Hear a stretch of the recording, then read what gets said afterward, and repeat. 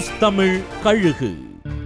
எடப்பாடி அமித்ஷாவுக்கு மொழிபெயர்ப்பாளரா சென்னையின் ஒரு கட்டுமான நிறுவனத்தோட இளம் தொழிலதிபர் இருந்தாருன்னு சொல்றாங்க.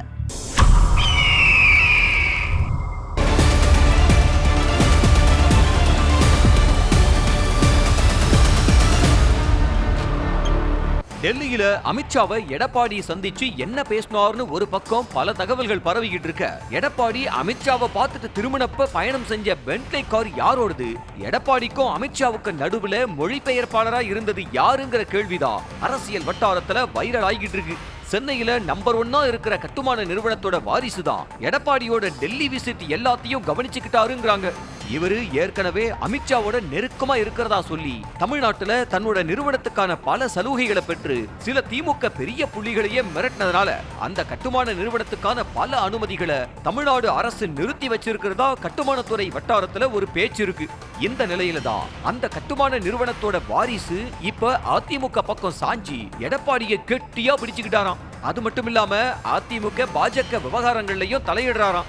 அந்த வகையில தான் எடப்பாடி அமித்ஷா சந்திப்புல அதிமுக நிர்வாகிகளுக்கே தெரியாம அந்த கட்டுமான வாரிச டெல்லியில தான் கூட வச்சுக்கிட்டாராம் எடப்பாடி. அமித்ஷா கூட தனியா சந்திச்சப்பையும் இவர் இருந்ததா சொல்றாங்க.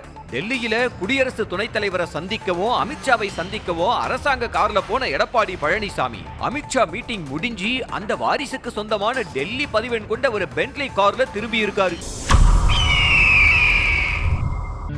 திமுக கூட்டணிக்கு விழுற 4 ஓட்டுல 1 ஓட்டு சிறுத்தைகளோடதுங்கிறத உறுதிப்படுத்த விசிகாவுல பெரிய மாற்றத்தை செய்ய போறாராம் திருமாவளவன்.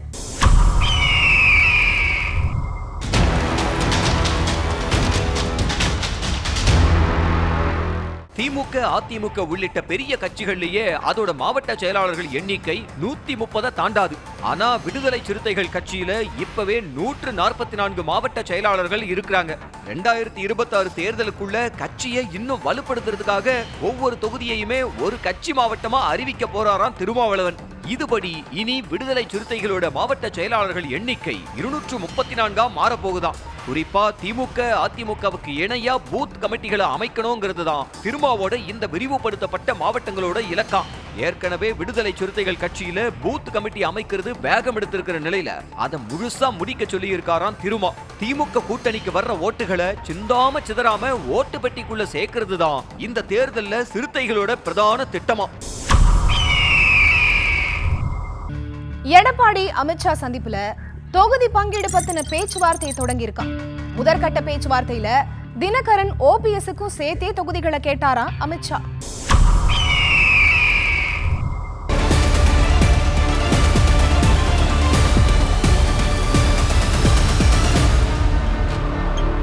அதிமுக நிர்வாகிகளோட அமித்ஷாவை சந்திக்கிறப்ப கட்சியிலிருந்து நீக்கப்பட்டவங்க யாரையும் கட்சியில சேர்க்க மாட்டோம்னு எடப்பாடி சொன்னாராம். அத அமைதியா கேட்டுக்கிட்ட அமித்ஷா எடப்பாடிய தனியா சந்திச்சப்ப யாரையும் சேர்த்துக்க மாட்டோம்னு சொன்னதுனால தான் 2021 2024 ரிசல்ட் நமக்கு சாதகமா இல்ல. இப்பவும் அதே தப்பா அனுமதிக்க முடியாது. நீங்க அவங்கள சேர்த்துக்க வேணாம். தினகரன் ஓபிஎஸ் தேசிய ஜனநாயக கூட்டணியில இருப்பாங்க. அவங்களுக்காக நாங்களே தொகுதிகளை முடிவு செய்வோம்னு கராரா சொல்லிட்டாராம். முதல் கட்டமா அதிமுகவுக்கு 150 தொகுதின்னும் பாஜக மிச்சம் இருக்கிற தொகுதிகளை கேட்கறதாவும் இதுல என்டிஏ கூட்டணிக்குள்ள வர்ற கட்சிகளுக்கு பாஜகவே தொகுதிகளை பிரிச்சு கொடுக்கறதா முடிவு செய்யப்பட்டிருக்கான்.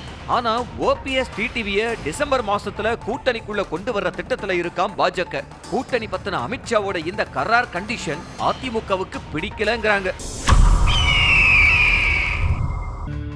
கொடுக்க வேண்டியதை கொடுத்து விஜய் கட்சியில தன் மனைவிக்கு துணை பொதுச் செயலாளர் பதவி வாங்கி இருக்காரா தென் மாவட்ட தொழிலதிபர்.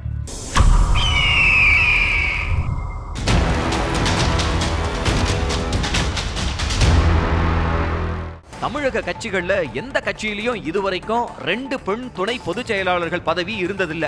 ஆனா முதல் முறையா விஜய் தன்னோட கட்சியோட துணை பொதுச் செயலாளர்களா 2 பெண்களை நியமிச்சிருக்காரு. இதுல ஒருவர் தென் மாவட்டத்தை சேர்ந்தவர். இவரோட கணவர் தென் தமிழக மாநகரத்துல பெரிய கட்டுமான நிறுவனம் நடத்திட்டு வர்றாரு. தனக்கு தாவேக்காவுல பெரிய பதவி வேணும்னு அந்த கட்சியில விஜய்க்கு நெருக்கமா இருக்கிற வெள்ளை உடை நிர்வாகி கிட்ட ஒரு பெரும் தொகையை கொடுத்தாராம்.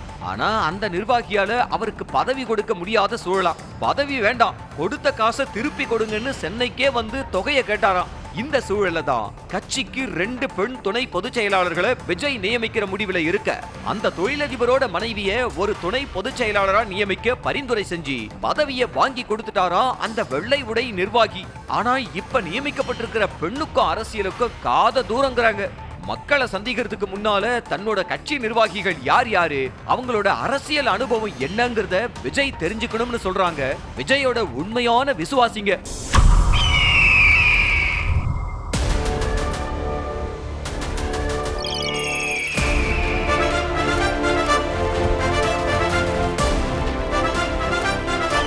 நியூஸ் தமிழ் கழுகு.